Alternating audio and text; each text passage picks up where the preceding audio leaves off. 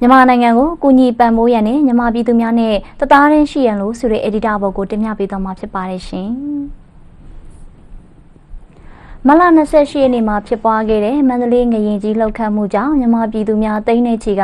တဘာဝဘေးရန်တွေကိုခန်းစားကြရပြီးထောင်ထဲချီတေးကျေပျက်စီးထိခိုက်ဒဏ်ရာရရှိခဲ့ပါတယ်။နေရာတည်းရဲ့ပြင်းထန်တဲ့အပူရှိန်ကိုအန်တူကအသက်မသေးပဲကြန့်ရှိနေတဲ့ငရင်တန်သစ်ပြည်သူတွေကိုအချိန်နဲ့တပြေးညီကူညီကယ်ဆယ်မှုများပြုလုပ်နေချိန်မှာကုလသမဂ္ဂလူအခွင့်အရေးကောင်စီရဲ့58ကြိမ်မြောက်ပုံမှန်အစည်းအဝေးကမြန်မာနိုင်ငံဆိုင်ရာဆုံးဖြတ်ချက်တရက်ကိုရှင်းလင်းများအတိုင်းပင်ချမှတ်ခဲ့ပါတယ်။မြန်မာနိုင်ငံနဲ့ဆက်လင်းကရခင်ဆုံးဖြတ်ချက်အဆိုများချမှတ်ခဲ့ရမှာလူအခွင့်အရေးကောင်စီရဲ့လှုပ်ထုံးလုံနည်းများနဲ့ကိုက်ညီမှုမရှိခြင်း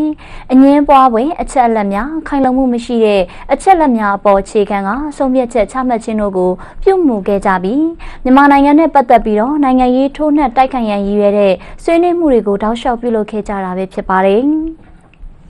ကုလသမဂ္ဂလူအခွင့်အရေးကောင်စီရဲ့58ကြိမ်မြောက်ပုံမှန်စည်းဝေးအတွင်းလူအခွင့်အရေးဆိုင်ရာမဟာမင်းကြီးနဲ့မြန်မာနိုင်ငံလူအခွင့်အရေးအခြေအနေဆိုင်ရာအထူးစီရင်ခံစာတင်သွင်းသူဆိုသူတို့က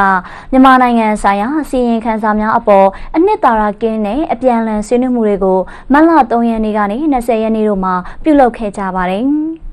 ဥရောပသမဂ္ဂတင်သွင်းတဲ့မြန်မာနိုင်ငံဆိုင်ရာဆုံးဖြတ်ချက်အရအဆိုကိုသက်ဆိုင်ရာနိုင်ငံကိုချန်လက်ကဘုံသဘောတူညီချက်မရှိဘဲနဲ့ဧပြီလ3ရက်နေ့မှာအတည်ပြုချမှတ်ခဲ့တာဖြစ်ပါတယ်။ကုလသမဂ္ဂလူအခွင့်အရေးကောင်စီရဲ့ဆောင်ရွက်ချက်မှာလက်တလောတဘာဝဘေးကိုကြီးမားပြင်းထန်စွာရင်ဆိုင်ကြုံတွေ့ခံစားနေရတဲ့မြန်မာနိုင်ငံအခြေအနေနဲ့တခြားစီဖြစ်နေတာဖြစ်ပါတယ်လို့ editor ကအပေါ်မှာရေးသားထားတာဖြစ်ပါတယ်ရှင်။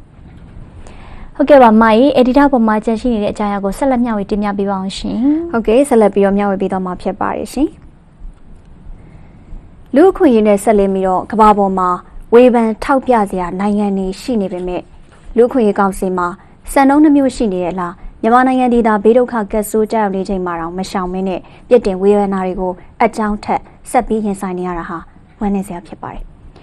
လွန်ခဲ့တဲ့နှစ်နိုင်ငံအတွင်းမှာတစ်နှစ်ပြီးတစ်နှစ်တဘာဝဘေးဆိုးကြီးတွေကိုကြုံတွေ့ခဲ့ရပြီးတော့ပြီးခဲ့တဲ့6လခန့်အတွင်းမှာကြီးမားတဲ့ရေဘေးနဲ့ငရင်ဘေးတွေကိုတစ်ကြိမ်ထက်တစ်ကြိမ်ပိုပြီးပြင်းထန်အောင်ဇက်တိုက်ခံစားနေရတဲ့မြန်မာပြည်သူတွေအတွက်ကမ္ဘာမိသားစုဝင်တွေရဲ့အကူအညီဖေးမမှုအပြုသဘောဆောင်တဲ့ထိတွေ့ဆောင်ရွက်မှုတွေနဲ့ဘေးဒဏ်ခံစားနေရတဲ့ပြည်သူတွေနဲ့တသားတည်းရှိမှုတွေဟာအမှန်တကယ်လိုအပ်ပါတယ်။တကမ္ဘာလုံးမှာရင်ဆိုင်ကြုံတွေ့ခဲ့ရတဲ့ကိုဗစ်-19ကပ်ရောဂါကူးစက်ပြန့်နှံ့မှုပြင်းထန်နေတဲ့အချိန်မှာတော့မြန်မာနိုင်ငံမှာနိုင်ငံရေးသွတ်သွင်းထားတဲ့အမြင်နဲ့ရှုမြင်ခံခဲ့ရပြီးတော့ကာကွယ်ရေးရရှိမှုနောက်ကျခဲ့တာဆိုရင်လည်းမမေ့နိုင်စရာဖြစ်ပါတယ်။မြန်မာနိုင်ငံနဲ့မြန်မာပြည်သူတွေအပေါ်မှာစာနာထောက်ထားတဲ့မိတ်ဆွေကောင်းနိုင်ငံတွေရဲ့ဖေးမကူညီမှုကြောင့်